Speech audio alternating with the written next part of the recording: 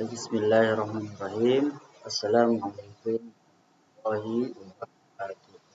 Alhamdulillahirabbil alamin wa bihi nasta'in wa ala alihi washabihi ajmain. Baik,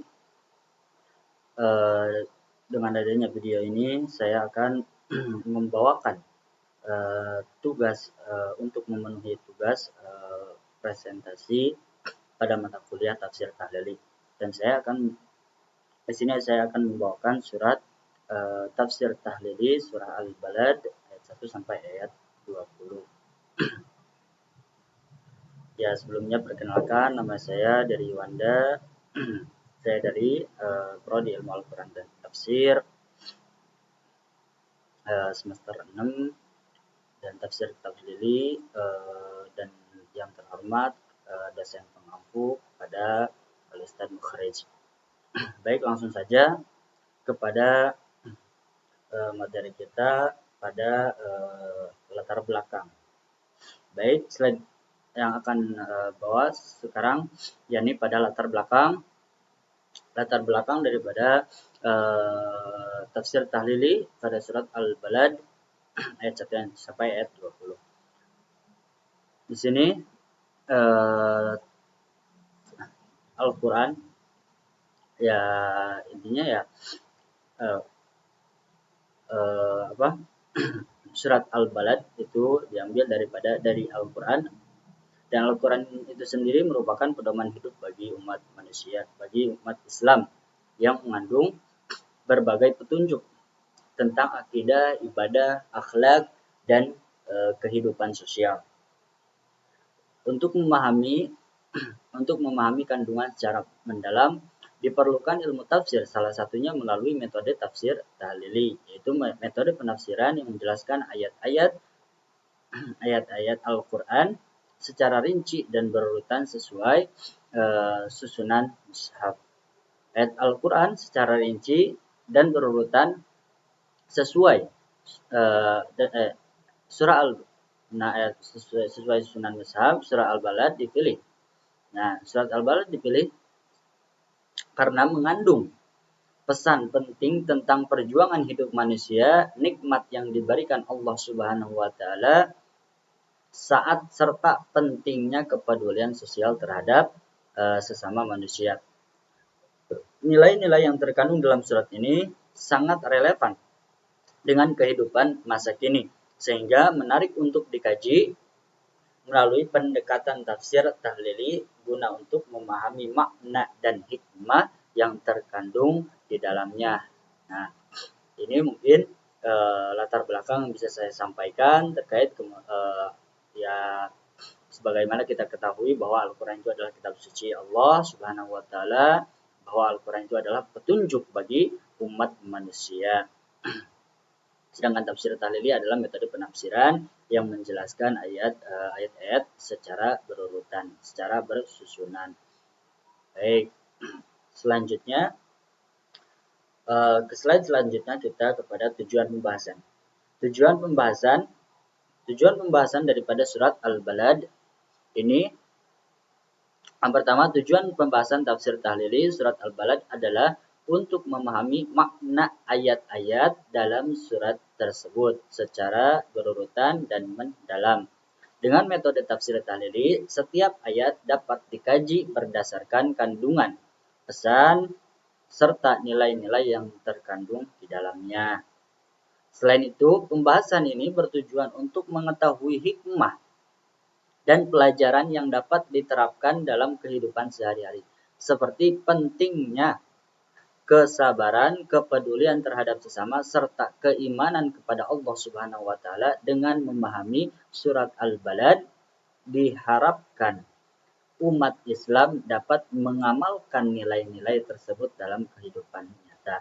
Nah, ini tujuan daripada pembahasan surat Al-Balad ayat 1 sampai ayat 20. Yang dimana surat Al-Balad sendiri ada 20 ayat. Nah, tadi tujuan tafsir tahlil di surat Al-Balad memahami makna ayat-ayat dalam. Jadi kita akan memahami makna-makna yang terkandung dalam surat Al-Balad itu sendiri. Dari mulai ayat 1 sampai ayat 20. dan kita akan mengkajinya per ayat, mungkin tidak per kata, ataupun kita akan mengkaji per ayat insyaallah. Nah, ini adalah itu daripada tujuan pembahasan surat Al-Balad. Nah, selanjutnya kepada slide selanjutnya, yakni mengenai profil daripada surat Al-Balad. Profil daripada surat Al-Balad. Surat Al-Balad merupakan surat yang ke-90 dalam Al-Quran dan terdiri atas daripada 20 ayat.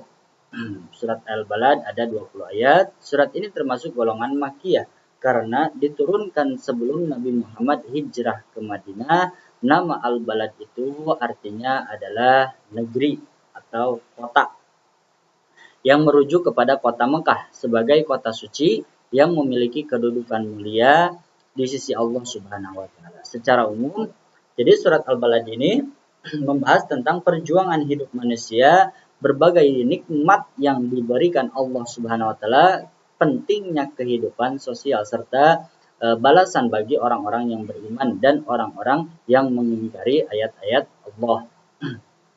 Nah, itu daripada profil surat Al-Balad. Nah, ya kesimpulannya ya, surat Al-Balad ini adalah surat ke-90. Surat Al-Balad ini adalah artinya negeri atau kota dan yang menunjukkan dan surat Al-Balad ini diturunkannya di kota Mekah atau di wilayah Mekah lah intinya, di wilayah Mekah. Kenapa di wilayah Mekah? Karena Mekah itu adalah kota suci lah bahasanya ya. Kota suci termasuk kota kelahiran Nabi Muhammad Shallallahu Alaihi Wasallam, dan itu kota Mekah ini memiliki kedudukan yang sangat besar di sisi Allah Subhanahu Wa Taala, yang sangat besar, yang sangat istimewa di sisi Allah Subhanahu Wa Taala. Banyaklah kandungan daripada surat Al-Balad, termasuk kemuliaan kota Mekah, kehidupan yang penuh perjuangan, terus nikmat yang diberikan Allah Subhanahu Wa Taala, pentingnya kepedulian antara sosial dan golongan orang-orang beriman dan orang-orang kafir. Ada orang beriman, ada orang kafir di kota Mekah itu sendiri. Nah ini kenapa dinamakan merujuk kepada kota Mekah, karena kota Mekah itu sendiri adalah kota kelahiran Nabi Muhammad SAW. Kota Mekah itu sendiri adalah kota mulainya perjuangan Nabi Muhammad SAW, dan kedudukannya juga sangat istimewa di sisi Allah Subhanahu Wa Taala. Itu terkait pada profil surat Al-Balad. Nah, baik, selanjutnya ke slide selanjutnya, yakni asbabun nuzul. Asbabun nuzul, surat Al-Balad diturunkan pada masa awal dakwah Islam di kota Mekah, bahwa ayat-ayat dalam surat ini ditunjukkan kepada kaum Quraisy yang merasa bangga terhadap kekayaan, kekuatan, dan kedudukan sosial yang mereka miliki.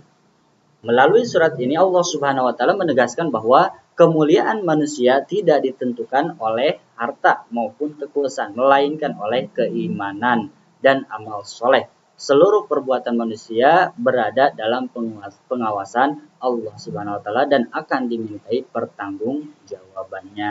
Nah, ini adalah terkait asbabun nuzul pada surat Al-Balad itu sendiri. Nah, surat Al-Balad itu sendiri secara umum ya intinya ya diturunkan di kota Mekah pada masa awal dakwah Islam. Nabi Muhammad SAW, dan sebagian mufassir juga menjelaskan bahwa ayat-ayat dalam surat ini ditunjukkan kepada orang-orang yang merasa bangga dan dengan kekayaan atau kekuatan ataupun kekuasaan yang mereka miliki. Mereka menganggap bahwa harta, kedudukan sosial, kekuasaan, jabatan, dan lain sebagainya dapat menjadikan mereka mulia. Namun padahal Allah sendiri bahwa menegaskan kemuliaan sejati tidak ditentukan oleh kekayaan, melainkan ditentukan oleh keimanan dan amal soleh seseorang. Nah, ini asbabun nuzul pada surat Al-Balad. Surat Al-Balad tadi intinya ya diturunkan di kota Mekah, dan selanjutnya adalah menjelaskan bahwa ayat-ayat ini ditujukan kepada orang-orang Quraisy ataupun ya intinya ya kesimpulannya ya intinya orang-orang Quraisy, orang-orang yang bangga terhadap kekayaannya, orang-orang yang bangga terhadap hartanya, orang-orang yang bangga terhadap jabatannya, kekuasaannya, kekuatannya dan lain-lain sebagainya. Ini padahal di mata Allah yang Allah lihat itu bukanlah kekuasaan, bukanlah kekuasaan, bukanlah kekuatan, bukanlah kekayaan ataupun jabatan, melainkan yang dilihat oleh Allah adalah kemuliaan. Kemuliaannya adalah keimanan dan amal solehnya seseorang. Nah itu terkait asbabun nuzul pada surat Al-Balad. Selanjutnya kepada slide selanjutnya yakni penjelasan terkait tafsir ayat 1 sampai 4. Nah, pada awal surat tafsir ayat 1 sampai 4 yang bunyinya la uqsimu bihadzal balad wa anta hillum bihadzal balad wa walidi wa ma walad laqad khalaqnal insana fi kabad. La uqsimu bihadzal balad, aku bersumpah dengan negeri ini, bahwa ini negeri ini adalah negeri Mekah. Wa walidi wa anta hillum bihadzal balad, dan engkau Nabi Muhammad bertempat di negeri Mekah. Walidi wa mawalad, dan demi bapak dan anaknya, laqad khalaqnal insana fi kabad, sungguh kami telah menciptakan manusia berada dalam susah payah. Nah, ini terkait ayat ataupun ayat Al-Qur'an dan artinya pada Quran surat Al-Balad ayat 1 sampai 4. La uqsimu bihadzal balad wa anta hillum bihadzal balad wa walidi wa ma walad laqad khalaqnal insana fi kabad. Nah, pada awal surat ini Allah Subhanahu wa taala bersumpah dengan kota Mekah. Nah, kota Mekah yang memiliki kedudukan mulia serta menyebut keberadaan Nabi Muhammad SAW di kota tersebut. Sumpah ini menunjukkan pentingnya pesan yang akan disampaikan kepada manusia. Pada ayat keempat, Allah menegaskan bahwa manusia diciptakan dalam keadaan penuh perjuangan dan kesulitan. Menurut para mufasir, kehidupan manusia tidak pernah lepas dari ujian sehingga diperlukan kesabaran, kerja keras dan keteguhan dalam menjalani kehidupan. Nah, butuhnya kerja keras dalam menghadapi kehidupan. Nah di sini ngambil dari menurut tafsir Ibnu Katsir, sumpah dengan kata Mekah menunjukkan keagungan kota tersebut sebagai tempat lahirnya Nabi Muhammad SAW dan pusat penyebaran Islam. Sedangkan frasa walidi wa mawalad dipahami oleh sebagian ulama sebagai Adam dan seluruh keturunannya. Walidi wa mawalad, nah ini adalah yang artinya tadi walidi wa mawalad, dan engkau Muhammad bertempat di negeri Mekah, walidi wa mawalad, dan demi bapak dan anaknya. Nah, itu artinya daripada walidi wa mawalad. Nah, dipahami oleh sebagian ulama Nabi Adam dan seluruh keturunannya. Ya, istilahnya ya seluruh umat manusia. Seluruh manusia ini adalah yang tadi awal mula manusia ini adalah berasal daripada Nabi Adam. Nabi Adam itu sendiri dan keturunan korban. Termasuk kita sendiri adalah termasuk keturunan daripada Nabi Adam alaihissalam. Nah, tadi sudah ayat keempat menjelaskan bahwa manusia diciptakan dalam keadaan fi kabad, yaitu penuh perjuangan, kesulitan dan ujian sejak lahir hingga meninggal dunia. Manusia akan menghadapi berbagai tantangan dalam urusan dunia maupun akhirat. Nah, ini nah di sini adalah menurut Abu Hamka dalam tafsir Al-Azhar menjelaskan bahwa kesulitan hidup bukanlah tanda kebencian Allah, melainkan bagian dari proses pendidikan dan pembentukan karakter manusia. Dengan adanya ujian, manusia belajar, bersabar, berusaha dan mendekatkan diri kepada Allah. Ada pula di sini menurut Profesor Quraish Shihab dalam tafsir Al-Misbah menambahkan bahwa kehidupan memang menuntut kerja keras dan pengorbanan. Tidak ada keberhasilan yang diperoleh tanpa usaha. Oleh karena itu, seorang mukmin harus memandang kesulitan sebagai bagian dari sunnatullah dalam kehidupan. Nah ini ya intinya bahwa menjelaskan tidak ada tidak ada keberhasilan tanpa adanya kesulitan. Jadi setiap manusia pasti akan mengalami cobaan, setiap manusia pasti akan mengalami kegagalan, setiap manusia pasti akan mengalami ujian. Entah itu misalkan contoh dalam usaha, misalkan kita ingin berusaha membuat usaha atau membuat bisnis dan lain sebagainya. Pasti dalam bisnis itu pasti akan mengalami kegagalan ataupun ujian dalam proses tersebut. Dalam proses dia berusaha, dalam proses dia berbisnis pasti dia akan mengalami ujian.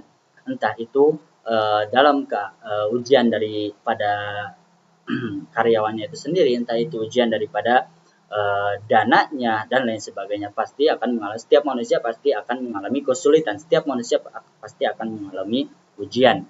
Maka manusia diperintahkan untuk yang namanya belajar, berusaha dan mendekatkan diri kepada Allah. Nah, jadi dengan adanya ujian, dengan adanya kesulitan, dengan adanya kegagalan tersebut, jadi kita ya istilahnya tidak boleh menyerah. Jadi kita harus yang namanya berusaha dan mendekatkan diri kepada Allah. Jadi kita tidak boleh pasrah. Sekali gagal dicoba lagi, dua kali gagal dicoba lagi, dicoba terus, dicoba. Adapun udah beberapa kali gagal, itu semua serahkan kepada Allah Subhanahu wa taala. Pasti setiap kegagalan pasti akan ada yang namanya keberhasilan, yaitu sebagai yang namanya dibilang ya sebagai motivasi, entah itu sebagai percobaan ataupun ya sebagai ingatan lah istilahnya, ya supaya kita tidak melakukan kegagalan untuk yang kedua kalinya. Nah, hikmah daripada ayat tersebut, kemuliaan kota Mekah sebagai tanah suci, kedudukan Nabi Muhammad SAW yang dimuliakan Allah, kehidupan manusia tidak lepas daripada ujian dan perjuangan, kesabaran dan keteguhan merupakan kunci menghadapi kehidupan. Nah, itu daripada tafsir tahlili surat Al-Balad ayat 1 sampai ayat 4. Nah, selanjutnya kepada tafsir tahlili ayat 5 sampai 7. Nah, slide selanjutnya. Baik, slide selanjutnya kepada ayat tafsir tahlili ayat 5 sampai 10. Bismillahirrahmanirrahim. Ayat 5 sampai 10 yang artinya saja pada artinya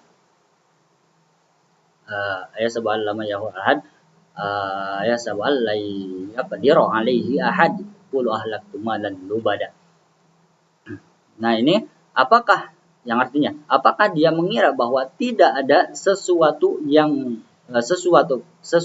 pun yang berkuasa atasnya dan berkata, aku telah menghabiskan harta yang banyak. Apakah dia mengira bahwa tidak ada seorang pun yang melihatnya?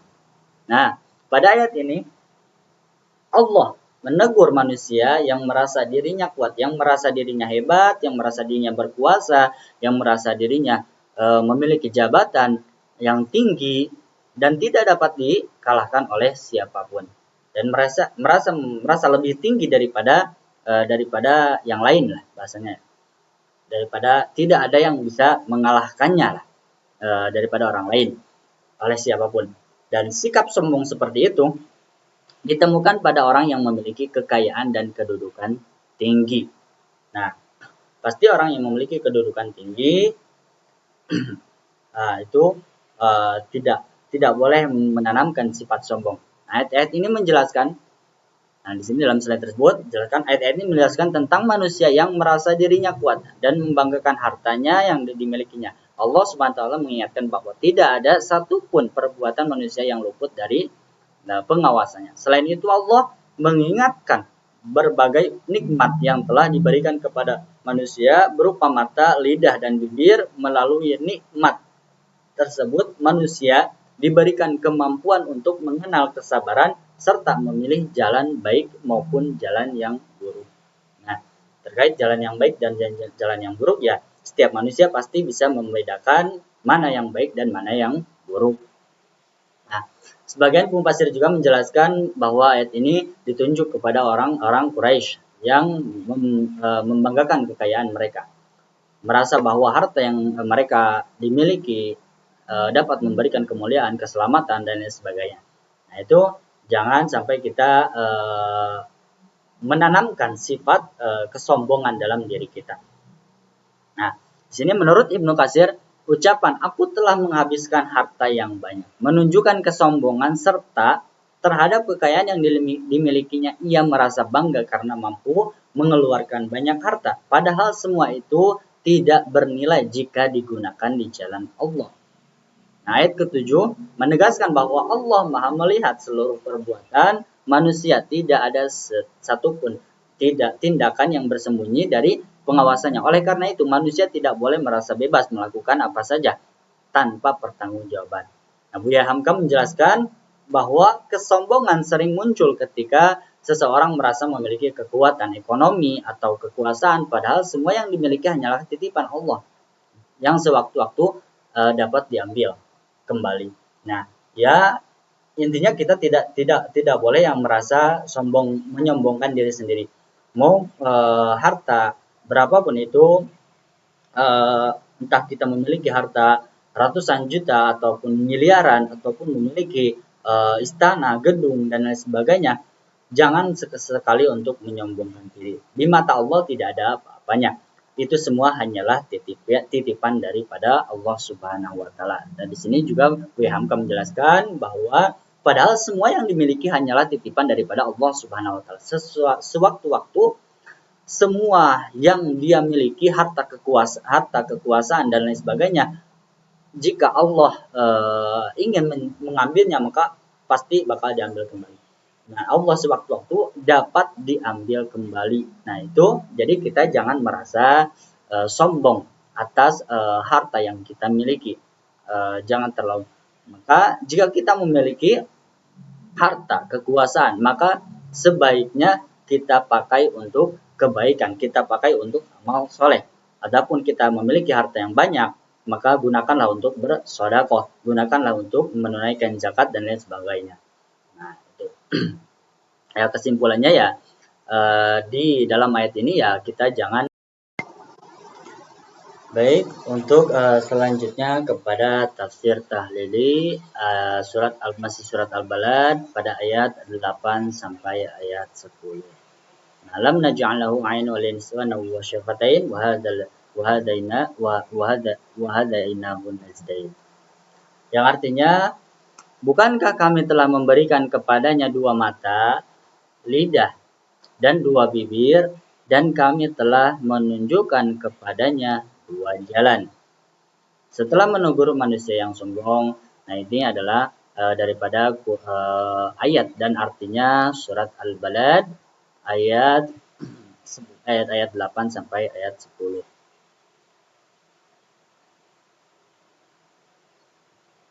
Nah, ya,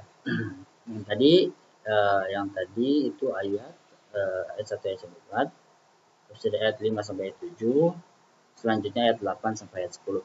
Baik, masih daripada ayat 8 sampai ayat 10. Nah, di sini Allah setelah menegur manusia yang sangat sombong, Allah mengingatkan berbagai nikmat telah diberikan kepada mereka. Nikmat tersebut berupa dua mata untuk melihat, lidah berbicara, dan bibir yang membantu berkomunikasi dengan baik. Menurut tafsir Al-Misbah, penyebutan anggota tubuh ini menunjukkan betapa besar kasih sayang Allah kepada manusia. Dengan mata, lidah, manusia dapat berbicara dan menyampaikan kebenaran, sedangkan bibir membantu manusia dalam berkomunikasi secara sempurna. Nah, itu ya, jadi kita ya yang tadi pada ayat ke-5 sampai ayat 7 itu menunjukkan kepada kesombongan atas hartanya yang mereka miliki. Jadi kita tidak boleh sombong karena sesungguhnya apa yang kita miliki akan dipertanggungjawabkan pada di akhirat nanti. Nah, untuk pada ayat 8 sampai 10 di sini. Jadi kita apa? Allah memberikan kita nikmat, apa itu? Mata, lidah, terus bibir. Adapun mata untuk melihat, adapun lidah, bibir itu untuk yang namanya berbicara. Jadi dari anggota tubuh ini, banyaklah anggota tubuh yang Allah berikan itu sangatlah bermanfaat bagi kita semua. Jadi manfaatkanlah apa yang diberikan oleh Allah. Contohnya seperti mata lah. Mata kita sebaiknya gitu ya, sebaiknya dipakai untuk hal-hal yang melihat kepada kebaikan. Ya, adapun bibir untuk berbicara yang baik. Ya, walaupun saya juga merasa bukan orang benar lah bahasanya ya, bukan orang yang apa? Bukan orang yang merasa benar. Saya juga merasa pernah maksiat. Jadi pandangan juga ya di sini Allah menjelaskan bahwa nikmat yang Allah berikan maka kita harus jaga pandangan kita, jaga berbicara kita. Nah, secara sempurna. Pada ayat ke-10 Allah menyatakan bahwa manusia telah ditunjukkan dua jalan. Nah, dua jalan. Apa itu? Ada jalan kebaikan dan jalan keburukan. Allah memberikan akal petunjuk agar manusia mampu memilih jalan yang benar. Dalam tafsir Ibnu Katsir menjelaskan bahwa manusia telah diberikan kemampuan untuk membedakan antara yang hak dan yang batil. Oleh karena itu, manusia tidak memiliki alasan untuk mengingkari petunjuk Allah. Nikmat-nikmat tersebut seharusnya digunakan untuk beribadah, menolong sesama, dan menyebarkan kebaikan. Nah, sesungguhnya itu digunakan untuk menyebarkan kebaikan, bukan untuk digunakan untuk keburukan ataupun kemaksiatan. Jadi intinya daripada ayat 5 sampai 10 ini, jadi apa yang kita miliki, entah harta, entah kekuasaan, entah jabatan, entah nikmat yang Allah berikan daripada mata, daripada bibir, daripada telinga dan lain sebagainya, seluruh anggota tubuh kita. Nah, pada ayat ke-10 ini Allah menunjukkan dua jalan. Apa itu dua jalannya? Yaitu dua jalan kebenaran dan jalan keburukan. Nah, Allah menyuruh kita untuk memilih. Maka jadi kita itu ya intinya Allah, setiap manusia pasti bisa memiliki kemampuan membedakan antara mana yang benar dan mana yang salah. Jadi apa yang kita miliki gunakanlah untuk kebenaran, bukan untuk keburukan ataupun kemaksiatan. Apa yang kita miliki, mata, entah bibir, entahpun kekayaan, maka gunakanlah untuk kebenaran, untuk amal soleh, untuk bersedekah dan lain sebagainya. Adapun mata untuk melihat yang baik-baik, melihat Al-Quran, adapun bibir untuk membaca Al-Quran dan lain sebagainya. Bukan dipakai untuk bermaksiat. Adapun ketika memiliki harta, gunakanlah untuk bersedekah dan lain sebagainya. Nah, itu hikmahnya besarnya nikmat Allah kepada manusia, pentingnya mensyukuri nikmat anggota tubuh. Jadi kita harus bersyukur apa yang diberikan oleh Allah Subhanahu wa taala. Jangan pernah melakukan kesombongan. Dan manusia juga diberikan setiap nikmat harus digunakan untuk kebaikan. Nah, ini ya intinya kesimpulannya gunakanlah untuk kebaikan lah setiap apa yang kita miliki. Selanjutnya kepada tafsir tahlili ayat 11 sampai 16. Nah, ayat 11 sampai 16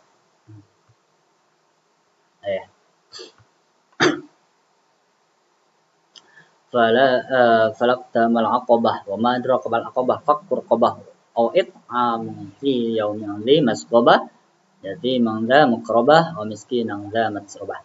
Nah, ini ayat 11 sampai 16 yang artinya, tetapi dia tidak menempuh jalan yang mendaki dan sukar. Tahukah kamu apakah jalan yang mendaki dan sukar itu? Yaitu melepaskan budak dari perbudakan atau memberi makanan pada hari terjadi kelaparan kepada anak yatim yang ada hubungan kerabat atau kepada orang miskin yang sangat fakir. Nah, pada bagian ayat ini menjelaskan bahwa tentang al-aqabah, jalan yang mendaki dan sulit. Jalan tersebut adalah jalan fisik. Nah, jalan fisik bukanlah jalan fisik. Nah, jalan tersebut bukan al-aqabah di sini adalah mendaki, bukan mendaki kita mendaki naik gunung lah bahasanya. Nah, itu adalah jalan fisik. Tetapi menurut dalam penjelasan ayat ini adalah bukanlah jalan fisik melainkan jalan menuju kepada kebaikan. Membutuhkan pengorbanan, keikhlasan dan kesungguhan. Jadi, jalan mendaki ini adalah jalan yang sulit ya. Contohnya kita beribadah, kadang-kadang beribadah itu penuh godaan dan lain sebagainya. Kadang-kadang kita ada rasa yang namanya malas. Nah, itu termasuk kita yang namanya mendaki kepada jalan kebaikan. Dengan adanya pengorbanan, dengan adanya kesungguhan, dengan adanya keikhlasan.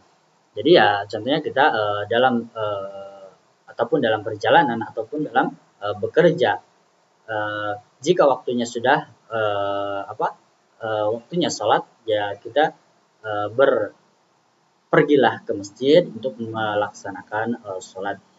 Nah, adapun terkait pengorbanan itu sendiri, entah itu pengorbanan dari pekerjaan ditinggalkan, entah itu perjalanan diberhentikan dulu, maka itu adalah sebuah pengorbanan kita untuk menuju kepada jalan kebaikan dan keikhlasan. Allah menjelaskan bahwa salah satu bentuk menempuh jalan tersebut adalah membebaskan budak. Pada masa turunnya Al-Quran, perbudakan merupakan praktek yang umum secara Islam, bertahap mendorong pembebasan budak sebagai bentuk penghormatan. Nah, dari sini tafsir ayat 11-16 Allah SWT tentang jalan yang mendaki sulit, yaitu jalan menuju kebaikan yang membutuhkan pengorbanan dan keikhlasan. Bentuk kebijakan tersebut diantaranya membebaskan budak, memberi makan kepada orang yang kelaparan, membantu anak yatim, dan menolong fakir miskin.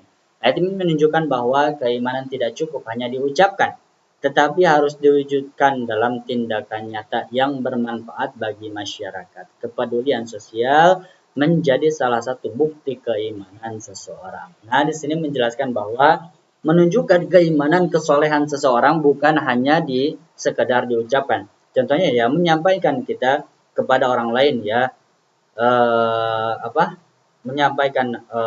menyampaikan sesuatu kepada orang lain, mengucapkan bahwa kita beriman ataupun bahwa kita soleh. Nah, sesungguhnya di sini menunjukkan bahwa keimanan tidak cukup hanya untuk diucapkan ataupun dan lain sebagainya. Nah, tetapi keimanan itu sendiri harus yang namanya diwujudkan. Bagaimana kita caranya untuk mewujudkan, untuk bertindak, menunjukkan tindakan nyata yang bermanfaat bagi masyarakat adalah ya kita menunjukkan bahwa kita ya dengan adanya kita pergi ke masjid. Contohnya ya dengan adanya kita pergi ke masjid, melakukan sholat berjamaah bersama-sama dan berzikir, maka orang lain akan melihat kita. Jadi kita niatnya yang satu karena Allah.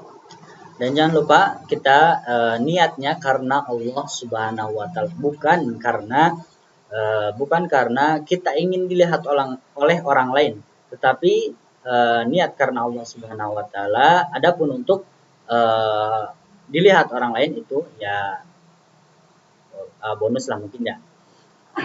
Jadi kita ya dengan ikhlas niat karena Allah, bukan karena dipuji oleh orang lain dan lain sebagainya. Nah, sering mengaji Al-Quran, kita menunjukkan tata cara kita untuk melaksanakan ibadah, menunjukkan kepada masyarakat dan lain sebagainya. Jadi ya keimanan seseorang bukan hanya diucapkan, kita memberitahu orang lain melaksanakan sholat, memberitahu orang lain mengaji. Nah, tidak hanya seperti itu, tetapi kita harus yang namanya menunjukkan diri kita sendiri bahwa kita itu orang yang beriman. Jadi tata caranya yang menunjukkan kita sendiri beribadah gitu, beribadah karena Allah Subhanahu wa taala, bukan karena dipuji oleh orang lain. Nah,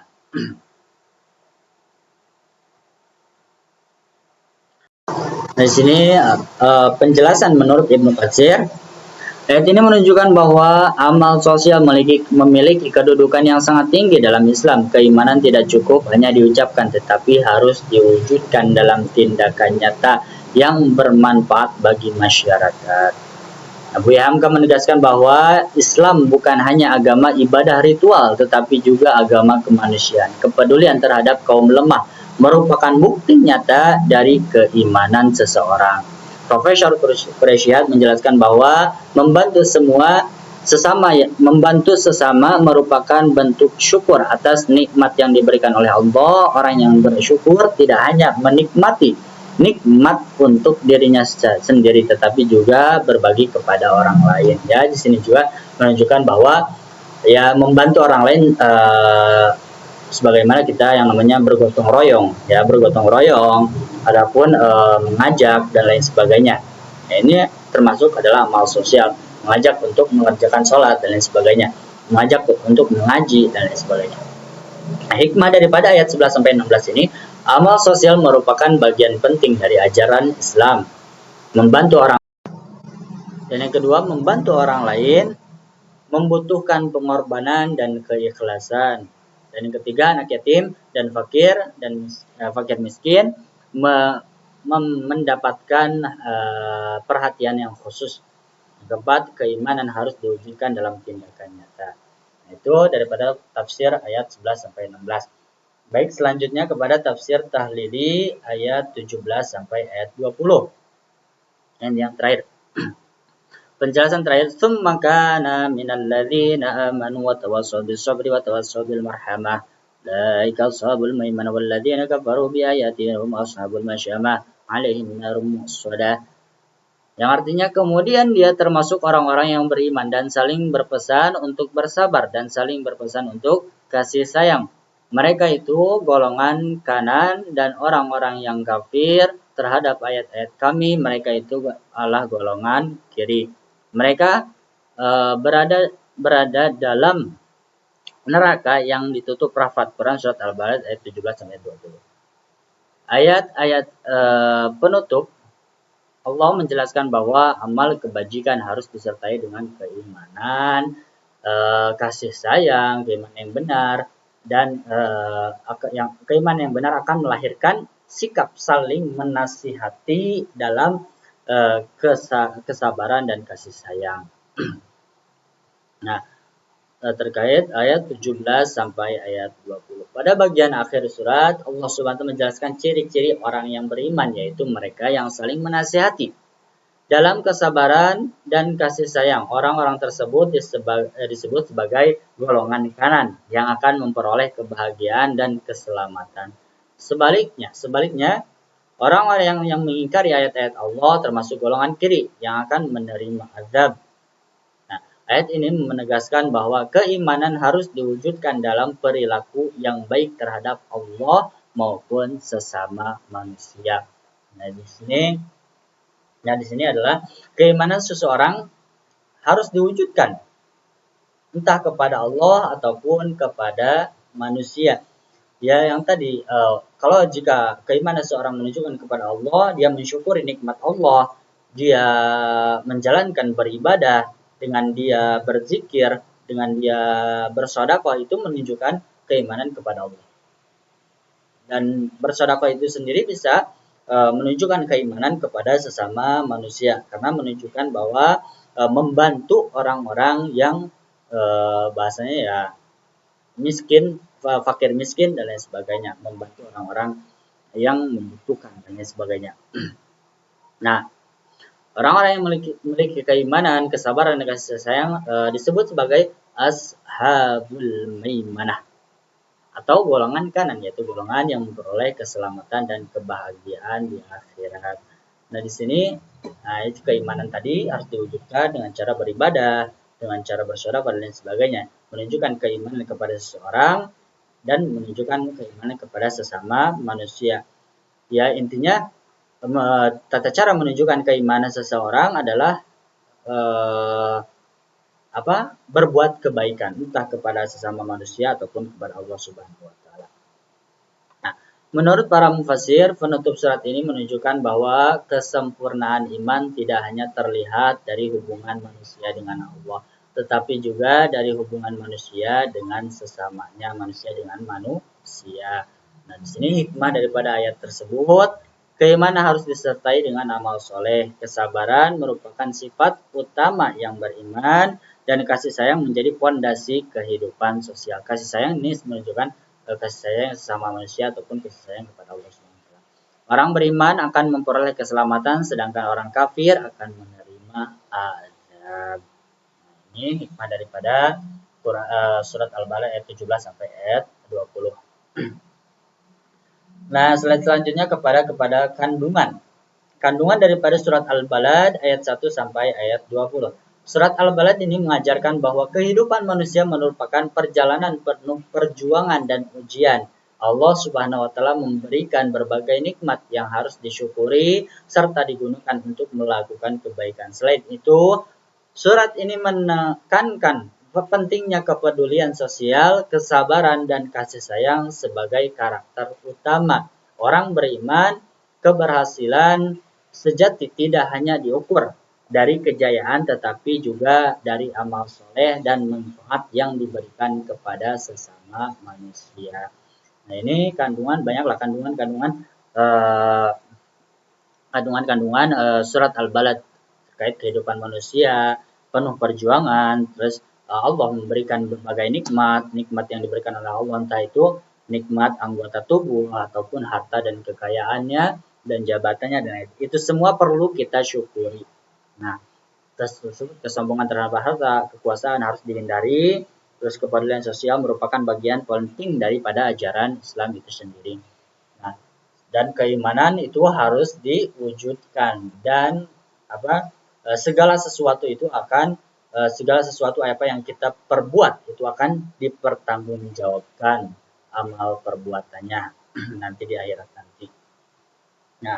Nah, keselamatan di akhirat diperoleh melalui iman, amal, dan kebaikan ataupun kebajikan. Nah, itu adalah kandungan daripada surat Al-Balad ayat 1 sampai. Terus selanjutnya relevansi. Relevansi dalam kehidupan surat Al-Balad dalam kehidupan modern ini. Nah, relevansi pada selanjutnya ini relevansi. Nilai-nilai yang terkandung dalam surat Al-Balad masih sangat relevan dengan kehidupan saat ini. Nah, di tengah perkembangan zaman, manusia seringkali lebih fokus pada pencapaian materi dan melupakan kehidupan terhadap lingkungan sosial di sekitarnya. Sebagai mahasiswa, kandungan surat ini mengajarkan pentingnya kerja keras, rasa syukur, kepedulian terhadap sesama, serta semangat untuk terus berbuat baik dalam kehidupan sehari-hari. Ya, intinya ya kita harus yang namanya berbuat baik dalam kehidupan sehari-hari. Nah, itu terkait relevansi dalam surat ini. Banyak orang-orang yang sukses materi, entah itu daripada bisnisnya, entah itu daripada karirnya, entah itu daripada kekuasaannya, tanpa memperlihatkan kondisi masyarakat di sekitar. Sedangkan surat Al-Balad ini mengajarkan bahwa keberhasilan tidak hanya diukur daripada kekayaan, kekuasaan, jabatan, karir, dan lain sebagainya, tetapi juga dari kepedulian terhadap sesama manusia. Dan kita sendiri sebagai mahasiswa harus memiliki semangat untuk yang namanya menanamkan kepedulian terhadap sesama umat manusia, membantu masyarakat yang membutuhkan, dan berkontribusi bagi kemajuan sosial. Nah, selain itu ayat ini tentang perjuangan hidup, memberikan motivasi agar tidak mudah menyerah dalam menghadapi berbagai tantangan pendidikan maupun kehidupan. Nah, ini adalah jadi kita intinya melakukan kebaikan. Adapun yang kita miliki patut kita syukuri, tidak boleh yang namanya menyombongkan diri sendiri. Baik, untuk selanjutnya kepada slide terakhir, yakni kesimpulan. Surat Al-Balad merupakan surat Makkiyah yang menjelaskan tentang perjuangan hidup bagi manusia yang diberikan Allah Subhanahu wa taala dan pentingnya kepedulian sosial melalui metode tafsir tahlili dapat dipahami bahwa kehidupan manusia tidak terlepas dari ujian yang harus dihadapi dengan kesabaran dan keimanan. Surat ini juga mengajarkan bahwa keimanan harus diwujudkan melalui amal soleh, terutama dalam bentuk kepedulian terhadap sesama. Dengan demikian, surat Al-Balad menjadi pedoman dalam membentuk pribadi yang beriman, sabar, dan bermanfaat bagi masyarakat. Nah, itu pada mungkin itu kesimpulan terkait surat Al-Balad. Banyak lah tadi sudah dijelaskan terkait surat Al-Balad. Surat Al-Balad adalah surat dari Mekah, surat ke-90.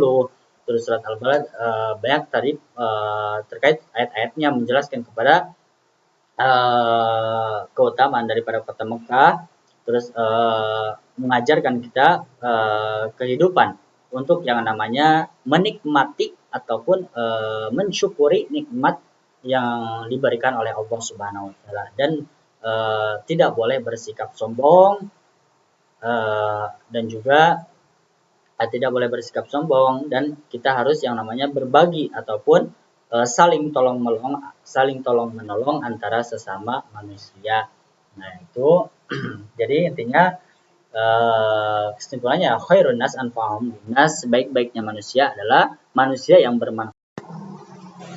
Sebaik-baiknya manusia adalah manusia yang bermanfaat bagi manusia yang lainnya. Nah, itu mungkin ini saya yang bisa saya sampaikan, kurang lebihnya mohon dimaafkan. Wabillahi taufiq wal hidayah. Wassalamualaikum warahmatullahi wabarakatuh.